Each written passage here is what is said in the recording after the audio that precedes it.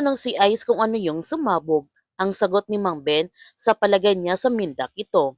Galit na sinabihan ni Claire silang lahat na maghulaan na lang ba sila. Hintayin na ba nila na pasabugin sila dito? Hindi pa ba sila aalis?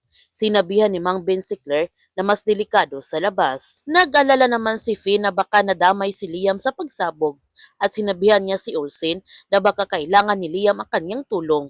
Ngunit wala nang pakialam si Olsen kay Liam. Dinala naman ni Liam si Luna sa ligtas na lugar upang makapag-relax ito. Pumunta sa email kung saan nangyari ang pagsabog at nadatnan na lamang niya ng mga sugatan na ang kanyang mga tauhan. Kaya inutusan ni Email ang kanyang mga tauhan na hanapin nila si Liam Roja at sabihin din sa kanilang mga kasamahan na kapag may nakita silang tumatakas, barilin nila ito kaagad. Sinabihan ni Wendy ang kanyang anak na tama na yung galit. Hindi ito ang tamang panahon para magalit siya kay Liam. Huwag na rin siyang magalit kay Greta. Siya ang lumapit kay Greta alang-alang sa kanyang kaligtasan. Ngunit hindi pa rin mawala ang galit ni Olsen sa pamilyang Roja kahit nagpaliwanag na ang kanyang ina. Dahil kung totoong may malasakit si Greta sa kanila, bakit may kapalit ito? Naiirita naman si Claire sa kadramahan nila Wendy at Olsen at sinabihan pa niya ito bakit hindi nila pag-uusapan kung paano sila makakalabas dito. Nakakarindi na ang kanilang problema. Nasa panganib na nga ang kanilang mga buhay, tapos yung kadramahan pa ang kanilang iniisip.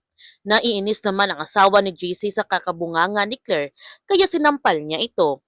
At sinabihan pa niya si Claire kung hindi siya iniligtas nila Olsen, sa malamang patay na siya ngayon. At itinapo naman ni Claire ang singsing na ibinigay sa kanya ni Doc JC. Sinabihan ni Mang Ben silang lahat na isa lang ang naiisip niyang paraan, na pumunta sila sa private dock.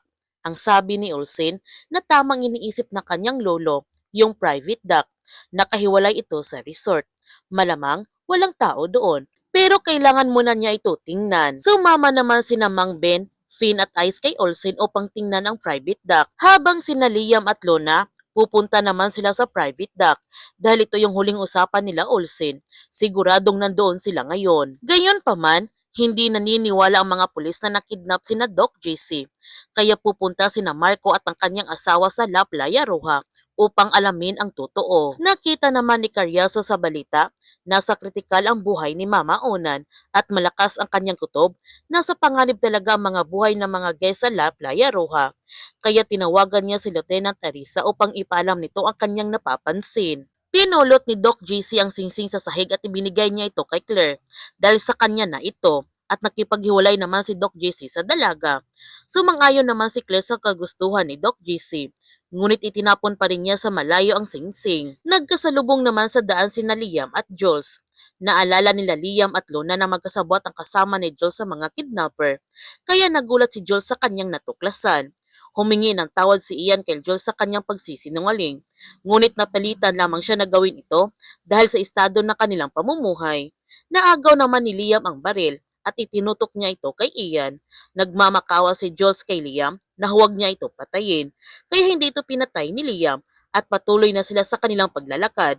Sumama naman si Jules sa kanya ni Liam sa pagtakas. Ligtas naman nakarating sina Olsen sa private dock at naghanap na lamang sila ng tiyempo upang patayin ang mga bantay doon. Mga ilang sandali dumating sina Liam sa kanilang kinaroonan. Sinugod kagad ni Olsen si Liam at tinutukan pa niya ito ng baril dahil sa pagtraidor ni Liam sa kanila. Magtatagumpay kaya sina Olsen sa kanilang pagtakas?